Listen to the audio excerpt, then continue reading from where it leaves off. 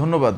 আমাদের কোরবানিটা আমরা দিই হচ্ছে আল্লাহর রাজি খুশি করার জন্য এবং নিজের ত্যাগ যে সেটা যাতে করে আল্লাহ যাতে খুশি হয়, আমাদের ত্যাগের মহিমায় উজ্জ্বল হয়ে আমরা কোরবানি দিই।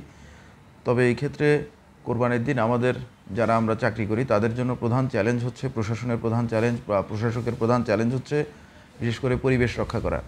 তো এটার জন্য আমি অনুরোধ জানাবো, প্রতি বছরের জন্য এটা আমরা পরিচালনা চালাই, এবারও চালাবো, যাতে কোরবানির পশুর বজ্র যাতে গর্ত করে সেখানে পুঁতে ফেলা হয়, কোনোভাবেই কোনো খাল বা নদী অথবা কোনো পুকুরে যাতে এটা না ফেলা হয়, অথবা উন্মুক্ত জায়গায় ফেলা না হয়।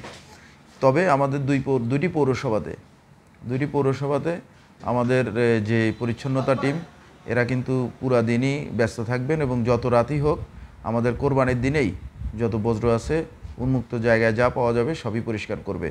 আর ইউনিয়নগুলোতেও আমরা ইতিমধ্যে নির্দেশনা দিয়েছি তারা যাদের সচেতন। আপনারা জানেন যে ইউনিয়ন পরিষদের আওতায় আমাদের কোনো পরিচ্ছন্নতা কর্মী নাই।